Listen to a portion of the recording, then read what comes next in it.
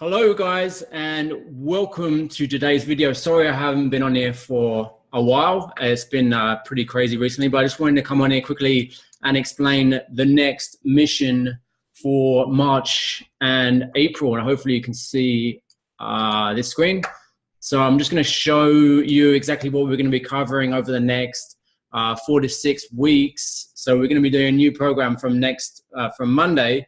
It's going to be basically a 4-day split. We're going to be doing more of a strength training program, but we're also going to incorporate some kind of make it a little bit more high intensity as well, but not as maybe as intense as the previous program was meant to be, although we actually ended up modifying that a bit in the end. But essentially it's a 4-day split. And as you can see here, we've got day 1 on Monday, day 2 Wednesday, day 3 Friday, and then I've added a sprint interval session on Saturday, and then Sunday is the weekly tempo, as you know, so you should be doing that every week, looking at the facts, looking at where you are with your measurements, and then figuring out exactly what you need to do next week in order to improve on what you've done really well last week, what you could have done better on as well. So with this program, I'm going to show you here. So day 1, we're doing kind of like 4 exercises together. There's a little bit more rest. It's a 5x5 program, but there's with kind of minimal, but with 4 exercises back to back. Some of them are 5x5, some of them are slightly different. So for day 1, for example, we're doing a trap bar deadlift. We're then going into a 30-second rest. Then we're going to do a barbell seated shoulder press. This is not something we've really done before. I know you've done it a little bit with Kenny, but we're going to be doing it a bit more going forward. Is a bit more of like a sort of like a vertical press. So this is for some people, you're not actually going to be able to do that because of the range of motion and restrictions you have. Like for example, for me, I can only get my shoulders pretty much up to not even fully vertical. So for me, I shouldn't really be doing a purely overhead press, and I don't really do it. I only go to about 75-degree angle. So that's maybe for some people what we'd do. For others, it may even be less than that, depending on the range of motion you have. Like for example, Alan, probably you wouldn't be able to do maybe it's maximum of 45. And now that's fine.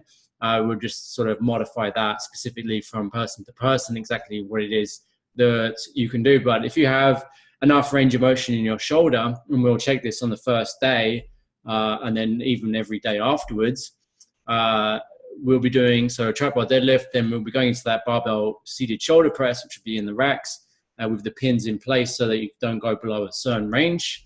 And then rest 30 seconds, and then you're going to go into a dumbbell standing row. Now, this is not really like an ideal exercise in general, but just because of the equipment that we have and because of the setup that we have for this program, that's kind of the only type of row that we can really do with assuming that there's 8 people in the class. So that one there's a prerequisite for that exercise if you can't actually get into position. So you pretty much need to be in the position that you're in for Romanian deadlift with that exercise. And if you can't get in there and keep a neutral spine and control that position while you're actually doing the row, then we'll probably substitute that out for another slightly different exercise, such as maybe a dumbbell row that we've done previously, or maybe a TRX row, for example. But if you're good with that, then we'll be going into the dumbbell standing row and then resting 30 seconds and then going into a plank and then resting 30 seconds. And then we'll be going back to the previous exercise. Now, when you're doing more of a strength style training program, like a 5x5 program, you need about at least 2 to 3 minutes between each set of the same exercise. So we're basically getting that because with the trap bar deadlift, you kind of work training certain muscle groups, and then for the other exercises, you're training slightly different muscles rather. Although there is some overlap, of course, between the different ones.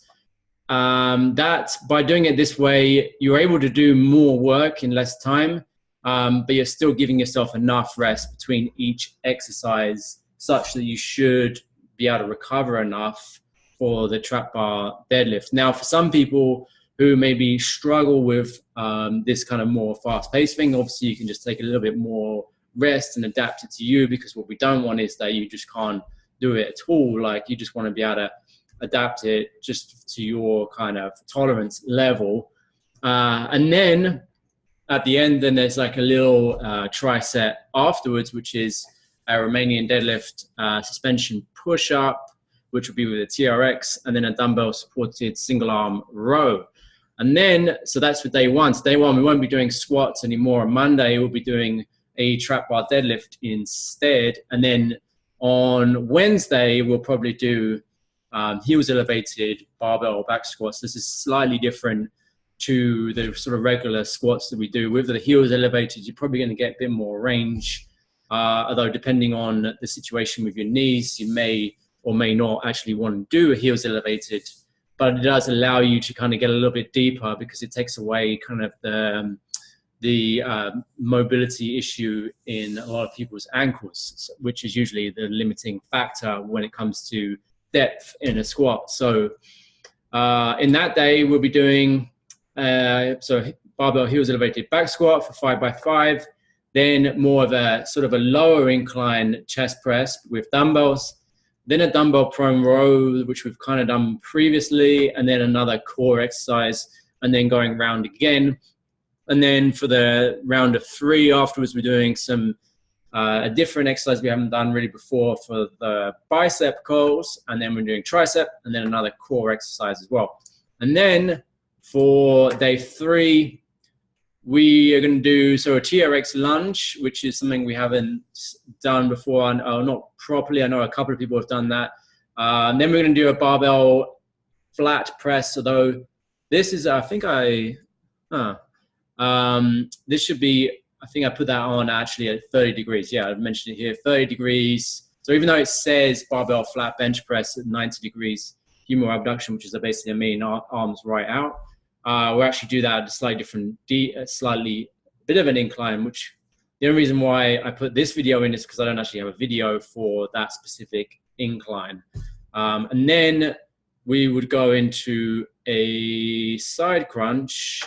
And then for this one, we're only doing 3 exercises because side crunch has actually got 2, you're doing both sides. And we're also going to be doing a sort of an exercise that we haven't done before in this day, which is the barbell bent over row, which is a bit tricky in order to get into position for it. You have to really be able to control your spine so you can bend forward and keep that neutral spine and keep it still as you're rowing up. So we'll go over that next week, and that's a bit more of a tricky one. So for some people, that may take a bit of practice to get good at that, and we may need to sort of regress a little bit and do something slightly different to make sure that you can still do it and train the back appropriately. And then we're going to do sort of a diamond push-up, which we haven't done before, and then some bicep curls, which we have done. So we're going to be, basically this program is going to incorporate some new exercises that we haven't done for a while. So it's going to be pretty cool. It's going to get you some really good gains in your strength, but also be able to keep it fairly well fast-paced and pretty fun with a lot of energy and not too much rest. Although for some people that need it, you can obviously have that rest. So it's going to be really cool. We're going to be starting on Monday. And if you have any questions about it, let me know. Look at you should have it on the app now. So have a look on it and see what you think. And then just make sure that on the weekends that you do add in an extra day of something. Either it's the sprint intervals that I put in here, which is for the rowing sprint intervals, or you do some long walk, bike ride, an extra workout, practicing some of the exercises we've done during the week.